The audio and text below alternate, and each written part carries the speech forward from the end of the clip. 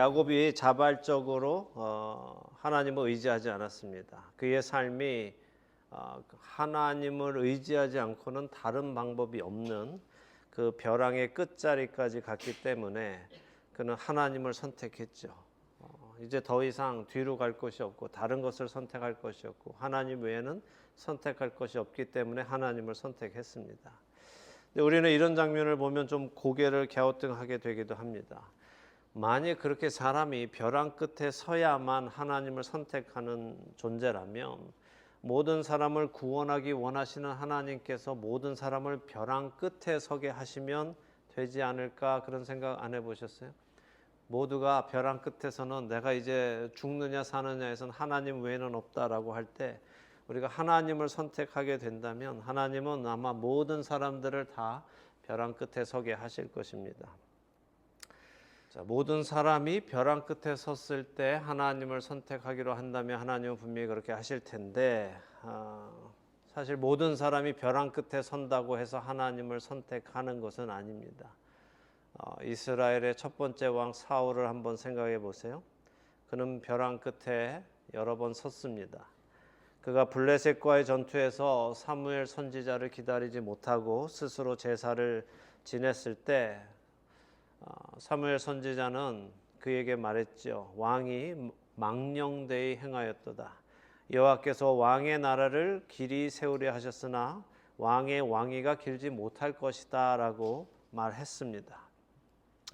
그러나 그는 자신의 잘못을 회개하고 하나님을 선택하지 않았죠. 그 후에 하나님께서 그에게 아말렉 족속을 완전히 진멸하라고 하셨을 때도 어떻게 했습니까? 그는 좋은 가축들은 또 남겨놓고 자기를 위해서 남겨놓고 살려두었죠. 그때 사무엘 선지자가 또다시 말했습니다. 순종이 제사보다 낫고 듣는 것이 수양의 기름보다 나으니 왕이 여호와의 말씀을 버렸으므로 여호와께서도 왕을 버려 왕이 되게 하지 못하게 하셨나이다 라는 말을 들었어요. 그럼에도 불구하고 그는 회개하고 돌이켜 하나님을 선택하지 않았습니다. 사울 왕은 자신의 삶 마지막에도 어떻게 했습니까? 사무엘 선지자의 영을 통해서 너와 너의 아들들이 내일 나와 함께 있을 것이다 라는 이야기를 들었죠. 죽는다는 말 아닙니까? 죽은 사무엘의 영혼이 나와서 사울에게 너와 너의 아들들이 내일 나와 함께 있을 것이다 라고 했다는 것은 이제 내일 너희가 죽을 것이다 라는 말씀인데, 그 이야기를 듣고 이것보다 사실 더한 벼랑이 어디 있습니까? 이 뒤로 너가 내일 죽는다는데 너뿐이 아니라 너의 자식들까지 너의 아들들까지도 죽는다고 하는데 이거보다 더 뒤로 물러갈 곳이 있습니까? 없지요. 그런데도 어떻게 합니까? 그는 하나님께 회개하고 돌이키지 않았고 끝까지 자기 자신의 의를 믿고 죽어갔습니다. 사울은 단 한 번도 하나님 앞에 무릎 꿇지 않았어요. 사울은 단 한 번도 하나님을 나의 하나님이라고 부른 적이 없습니다. 여러분들이 성경을 보시면 사울은 항상 하나님을 칭할 때 사무엘 당신의 하나님 이렇게 부르지 나의 하나님이라고 부른 적이 없습니다. 그에게 성령이 임하셔서 그가 예언을 할 때도, 성령이 임하셔서 그가 전쟁에서 승리를 할 때도 그는 한 번도 하나님께 나의 하나님이라고 고백한 적이 없습니다. 예수님을 판 가롯 유다도 마찬가지죠. 예수님은 그에게 여러 번 경고를 하셨습니다. 너희 중에 하나가 나를 팔 것이다 하셨고, 인자는 기록된 곳으로 갈 것이지만 그 사람에게는 화가 있을 것이다. 그 사람은 차라리 태어나지 않았으면 좋았을 것이다 라고 하셨고, 결국에는 마지막 날에 그 만찬 자리에서 네가 그로다 라고까지 말씀해 주셨어요. 그런데도 불구하고 유다는 돌이키지 않았고 예수님을 팔았습니다.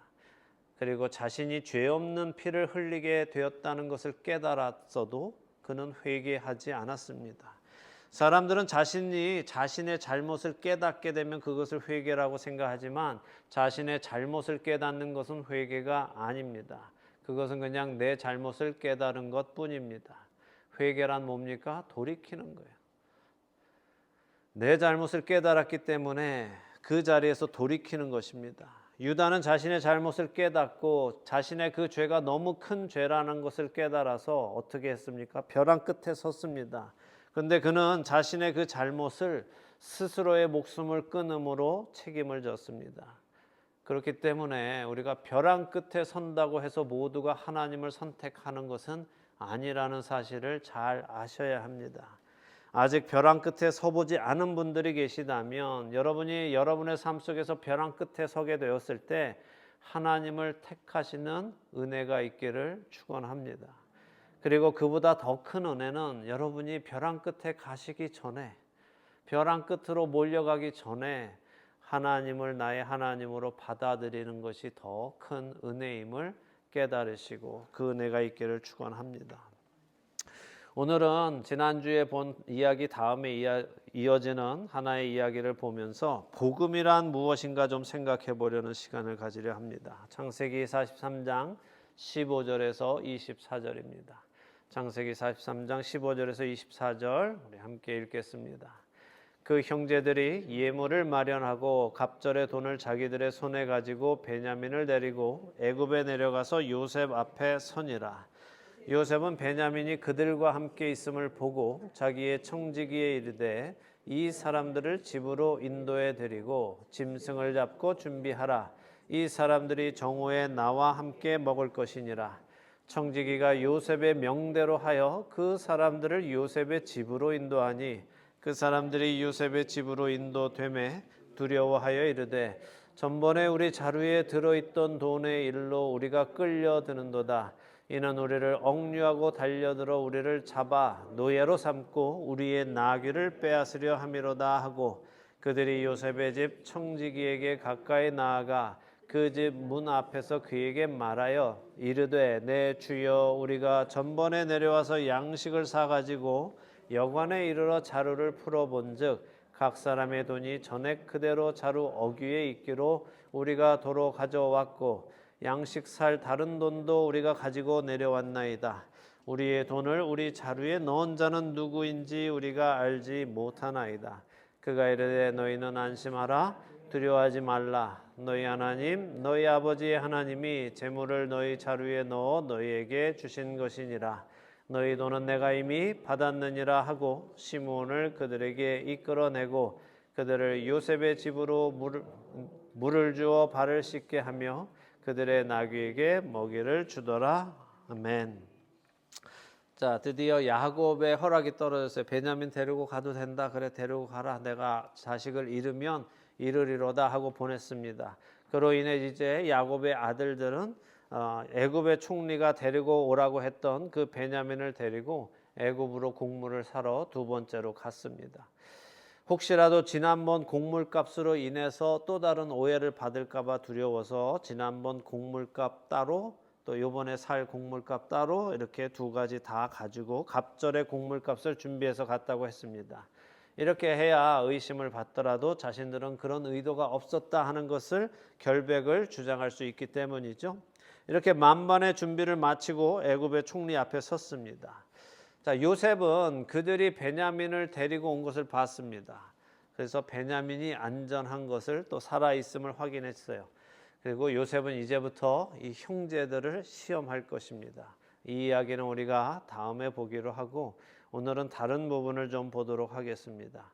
자, 요셉은 베냐민이 온 것을 보고는 그들을 모두 자신의 집으로 데리고 가라고 시킵니다. 자신의 집에서 짐승을 잡아서 풍성한 식사를 준비하라고 명령하죠. 그리고 정오에 그들과 함께 식사를 하겠다라고 했습니다. 우리 문화에서는 중요한 손님이 오시면 어떤 식사를 대접합니까? 저녁에 식사를 대접하죠. 우리는 그게 우리의 문화입니다. 애굽이나 중동은 점심 식사 대접하는 것이 큰 손님한테 하는 예의예요. 지금 요셉이 내가 정오에 저들과 총리가 내가 저들과 정오에 식사를 하겠다. 이거는 무슨 말입니까? 아주 중대한 식사. 저 사람들을 내가 중요하게 대한다. 그런 의미란 말이죠. 자, 그러니까 이 굉장히 야곱의 아들들에게는 굉장히 부담스러운 일이 지금 일어나고 있는 거예요. 곡물 사러 온 사람들한테 애굽의 총리가 자신의 사택으로 지금 데려가서 짐승을 잡고 점심 식사를 대접하겠다 하는 것은 부담스럽죠. 여러분 안 그러시겠어요? 여러분이 워싱턴 DC에 뭐 사러 갔는데 갑자기 부통령이 나와가지고 우리 집으로 모셔라 해놓고 거기서 막 식사를 내가 만찬을 대접하겠다 이러면 이거 뭐가 잘못돼도 한참 잘못되지 않았나, 나를 다른 사람으로 본 건 아닌가, 이런저런 걱정이 되지 않겠습니까? 잘못한 것이 없는 사람이라면 그냥 무슨 일인가 궁금하겠지만, 만일 잘못한 것이 있는 사람이라면 어떻게 하겠어요? 미국의 부통령이 갑자기 우리 집으로 데려가서 밥을 먹이라 이렇게 준비하라 하면은 이거 뭐가 내가 걸린 거 아닌가, 세금 제대로 안 낸 게 걸린 게 아닌가, 뭐 잘못한 게 있지 않나, 이런 저런 생각을 하는 게 당연할지도 모르죠. 야곱의 아들들도 마찬가지입니다. 이렇게 애굽의 총리집으로 인도되니까 어떤 생각이 듭니까? 아, 전에 곡물값 때문에 우리가 잡혀가는구나 하고 바로 생각합니다. 저 총리가 우리가 곡물값을 다시 훔쳐갔다고 생각하는 것이 뻔하다. 그래서 우리를 자기 집으로 데리고 가서는 우리를 잡아서 노예로 삼고 우리의 모든 소유를 뺏으려 하는 것이다 하면서 서로 지금 두려워하고 있습니다. 그러니 요셉의 집으로 가는 그 발걸음이 무거워졌겠죠. 그리고 결국 요셉의 집 앞에 가자 그들은 요셉 집의 문을 넘어가지 못해요. 두려워서 넘어가지 못합니다. 그 문을 넘으면 어떻게 될 거라 생각해요? 자신들이 잡혀서 노예가 될 거라고 생각하기 때문에 그들은 그 문을 넘지 못하고, 그 문을 넘으면 무엇이 자기들을 기다리고 있는지 알지 못하기 때문에 그들은 자기들 마음대로 생각하고 자기들 마음대로 결정합니다. 우리의 생각이 때때로 이처럼 전혀 엉뚱한 생각을 하게 하고 그 생각이 나를 지배하면 우리는 정말 그 일이 일어날지 아무런 증거가 없는데도 불구하고 그 일이 일어날 것이라는 확신 속에서 두려워하게 될 때도 많다는 것을 여러분 기억하시기 바랍니다. 누누이 말씀드리지만 우리가 하나님의 선하심과 하나님의 그 뜻하심을 신뢰하지 못하면 자기 생각에 사로잡혀서 두려워하게 되어 있습니다. 내 생각을 내려놓고 주님의 선하심을 신뢰하는 믿음이 우리 안에 자리 잡히기를 소망합니다. 자, 결국 야곱의 아들들은 이 총리의 집 문을 넘지 못하고 그 앞에서 총리의 청지기에게 사정을 설명하지요. 그들은 요셉의 청지기에게 뭐라고 불러요? 내 주여 이렇게 부릅니다.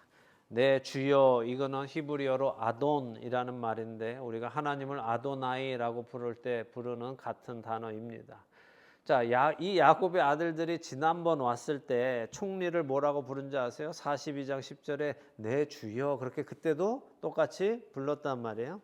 근데 지금 급박해지니까 지금 총리의 청지기한테 뭐라고 불러요? 또 내 주여 아돈이라고 부르는 거예요. 자, 그럼 총리의 청지기를 아돈이라고 내 주여라고 불렀으면 총리는 뭐라고 불러야 되겠어요? 내 주의 주여, 또 이렇게 불러든지 어떻게 해야 될 거 아니에요. 이 서열 정리를 잘 해야 되는데 너무 급박하니까 어떻게 해요? 지금 청지기한테도 막 내 주여 막 남발하는 거죠. 너무 두려우니까 생각이 없는 것이고 자신들의 생명을 쥐고 있는 자를 주여라고 부르는 겁니다. 이들도 지금 어떻게 되는 거예요? 나름 자기들의 벼랑으로 지금 몰려가고 있는 거예요. 자, 야곱의 아들들은 총리의 청지기에게 지난번에 있었던 일을 설명합니다. 분명 우리가 양식 돈 내고 사서 집으로 가던 중에 여관에서 풀어보니까 돈이 있었습니다. 이게 무슨 일인지 깜짝 놀랐는데 우리는 이 돈을 가질 생각이 없고 값없이 곡물을 가져갈 생각도 없는 사람들입니다. 자, 보세요. 우리가 여기 지난번에 그 곡물값하고 요번에 새로 살 곡물값 다 가지고 왔습니다. 우리는 정말 그럴 생각이 없습니다. 그런데 어떻게 그 돈이 우리 자루 속에 있는지는 저희는 알 수 없습니다. 그렇지만 그 돈 가질 생각 없는 거 분명하니까 저희는 결백합니다 라고 하소연을 하고 있죠. 자, 벌벌 떨면서 자신들의 결백을 주장하는 그들에게 이 총리의 청지기가 아주 놀라운 말을 해주는데 먼저는 뭐라 그래요? 안심하라 라고 합니다. 안심이 뭐예요? 안심. 편안한 안자에 마음 심자니까 평안한 마음이죠. 그죠? 히브리어로는 뭘까요? 샬롬. 히브리어 잘하세요. 그죠? 샬롬입니다. 자, 평안은 뭘까요? 평안과 편안은 분명히 다르죠. 평안과 편안은 분명히 다릅니다. 그런데 많은 사람들이 평안을 편안으로 착각하지만 평안은 그렇게 그냥 편안한 상태를 이야기하는 것이 아닙니다. 평안은 두려움이 없는 상태예요. 자, 하나님의 이름에 이 평안, 샬롬을 붙여서 여호와 샬롬, 평강의 하나님이라고 부르는 칭호가 성경에 나오죠. 어디에 나오는지 기억나세요? 공부하신 분들은 기억나셔야 될 텐데. 사사기 6장 24절에 나오죠. 딱 한 번 나와요, 성경에.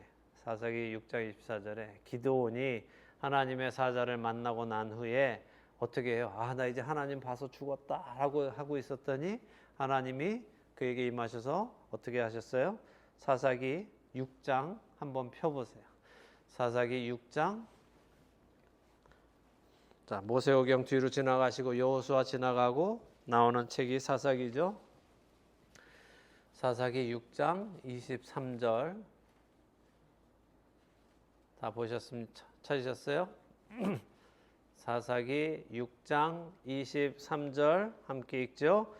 여호와께서 그에게 이르시되 너는 안심하라 두려워하지 말라 죽지 아니하니라 하시니라. 그죠? 자, 지금 창세기 43장 23절하고 똑같은 말씀이 나오죠. 창세기 43장 23절에도 지금 이 청지기가 뭐라고 해요? 너는 안심하라 두려워하지 말라라고 하죠.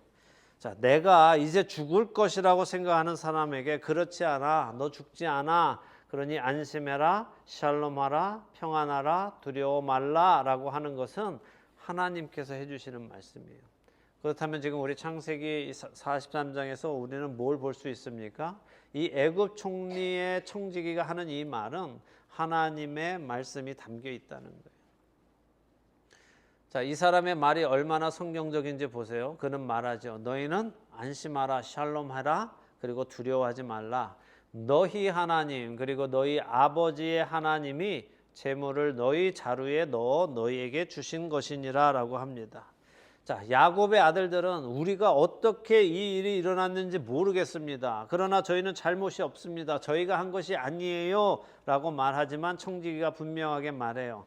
그 일은 너희 하나님 그리고 너희 아버지의 하나님, 다시 말해 이제는 야곱과 야곱의 아들들 모두를 포함한 그 이스라엘의 그 하나님이 하신 일이야 라고 말씀하고 있는 거죠.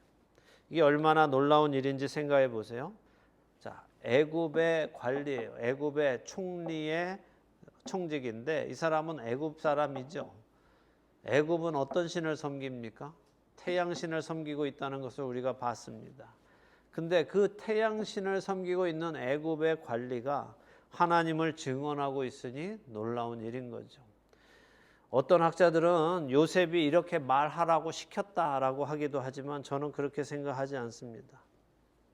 이 청지기가 이렇게 말할 수 있는 것은 그가 요셉의 평소 행실, 평소의 삶을 통해서 자신의 주인인 총리가 경외하는 그 하나님에 대해서 알게 되었을 것이라고 저는 생각합니다. 요셉을 통해 하나님을 알게 되었고 그 역시 그 하나님을 섬기기 때문에 이런 말을 할 수 있는 가능성이 있다고 생각합니다. 자, 청지기는 이제 아주 중요한 말을 하는데 너희 돈은 내가 이미 받았느니라 라고 합니다. 이게 무슨 말입니까? 너희 돈은 내가 이미 받았다. 자, 이 말은 청지기가 받았으니까 어떻게 했다는 거예요? 자, 곡물을 사러 왔을 때 곡물을 살 때 돈을 지불하면 어떻게 했을까요? 청지기가 그냥 받아서 그래 여기 있고 자 곡물 여기 있어 이렇게 했을까요? 자, 이 지금 곡물을 파는 이 작업은 누구의 비즈니스예요? 누가 하고 있는 거예요?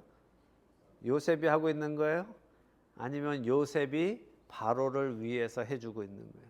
바로를 위해서 해주고 있는 것만. 이거의 주인, 이 지금 이 곡물 모든 것의 주인은 애굽의 왕인 바로가 하고 있는 거란 말이죠.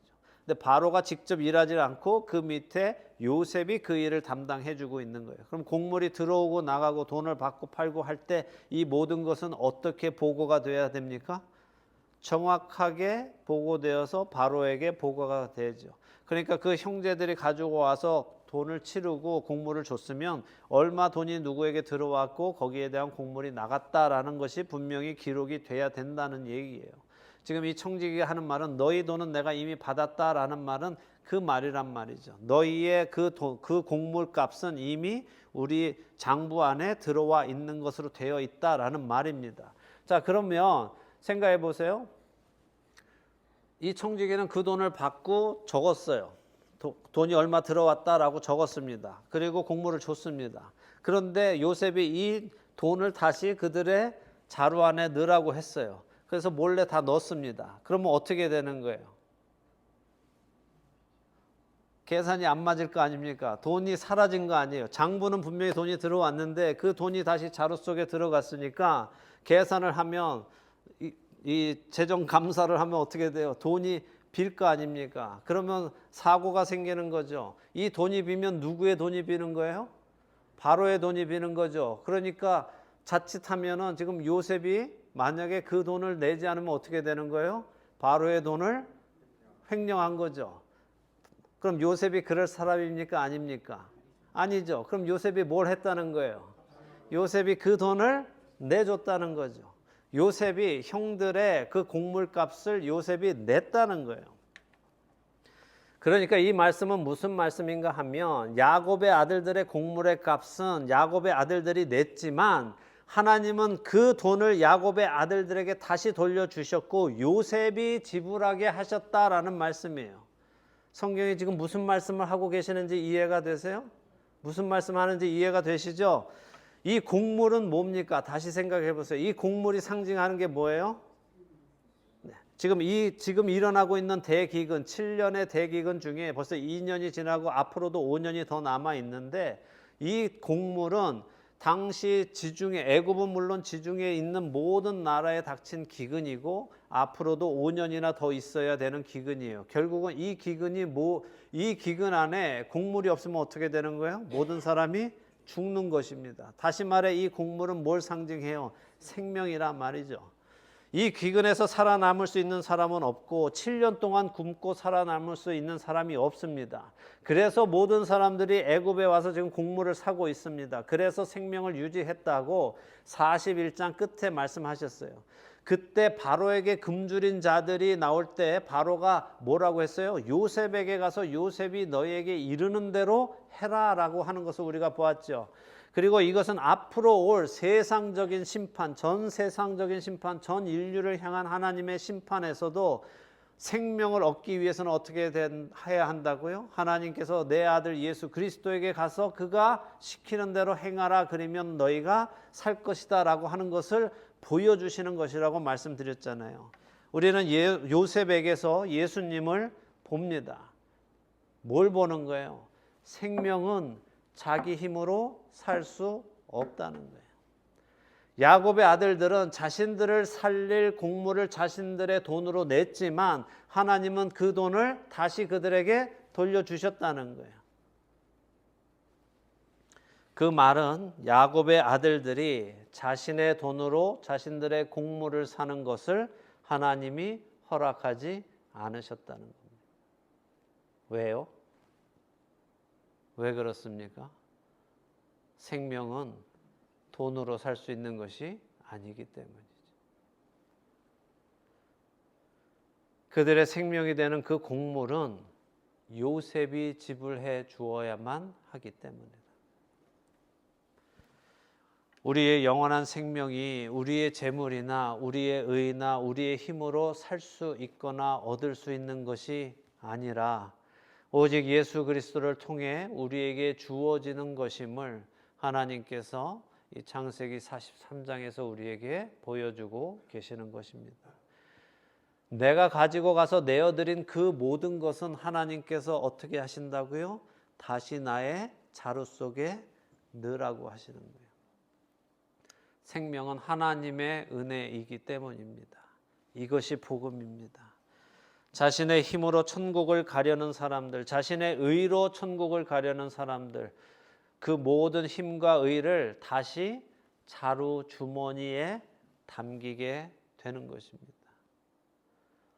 나는 나의 의로 내가 천국에서 이런저런 것들을 얻을 수 있다라고 생각해서 하나님께 그것을 낸 사람들의 모든 것을 하나님은 다시 우리의 자루 속에 넣어 주십니다. 그거 필요 없어. 나는 그거 받지 않아 라고 하신다는 거예요. 천국은 나의 힘, 내 의로 가는 것이 아니라 예수 그리스도의 값을 치르심으로 가게 되는 것이기에 그렇습니다. 여러분은 이 복음을 분명하게 알고 계십니까? 만약 여러분이 그 복음을 분명히 이해하고 계시다면 여러분은 여러분의 의나 여러분의 힘을 하나님 앞에 내세우지 않으실 것입니다. 하나님, 내가 이렇게 했으니 나에게 저렇게 해주세요라고 할 수 없습니다. 왜냐하면 내가 이렇게 한 것은 다시 나의 자루 속에 들어와 있기 때문입니다. 여러분 각자의 자루 주머니를 한번 열어보시기 바랍니다. 그 안에는 내가 그동안 하나님으로부터 사려고 했던 그 모든 것을 위해 지불한 나의 의와 나의 힘과 나의 모든 행위들이 들어있을 것입니다. 그것을 볼 때 우리는 야곱의 아들들처럼 당황하게 될 것입니다. 두려워하게 될 것입니다. 나의 이 모든 행위들이 다시 여기에 들어와 있다면 어떻게 된 거야? 나는 어떻게 된 거야? 나는 하나님 앞에서 어떻게 된 거야? 라고 두려워하겠지만 하나님께서는 다시 말씀하십니다. 두려워하지 마라. 안심해라. 당황하지 마시기 바랍니다. 천국을 사려고 하는 모든 행위를 내려놓으시고 이제는 천국의 삶을 살아가는 여러분이 되시기를 바랍니다. 천국의 삶을 산다는 것은 거룩한 하나님의 백성으로 사는 것입니다. 하나님을 아버지로 모시고 그분을 사랑하고 그분의 형상을 따라 지음받은 형제 자매를 사랑하며 살아가는 것, 그것이 천국의 삶을 사는 것입니다. 우리를 하나님의 자녀로 만드시고 천국의 백성으로 만드시고 영원한 생명을 얻게 해주신 예수 그리스도의 십자가의 대속하심을 기억하는 부활절이 이제 2주 앞으로 다가왔습니다. 히브리서 2장 14절과 15절은 이렇게 말씀하십니다. 자녀들은 혈과 육에 속하였음에 그도 또한 같은 모양으로 혈과 육을 함께 지니심은 죽음을 통하여 죽음의 세력을 잡은 자 곧 마귀를 멸하시며 또 죽기를 무서워함으로 한평생 매여 종노릇하는 모든 자들을 놓아주려 하심이니 죽음의 두려움 속에서 살아가던 우리에게 샬롬을 주신 예수님의 은혜를 기억하며 그분께 감사하고 이 땅에서 천국의 백성으로 살아가면서 또 다른 자들에게 그 주님의 은혜를 전하며 살아가는 우리 모두 되기를 우리를 위해 십자가에서 죽으시고 그 죄값을 치러주신 예수 그리스도의 이름으로 축원합니다.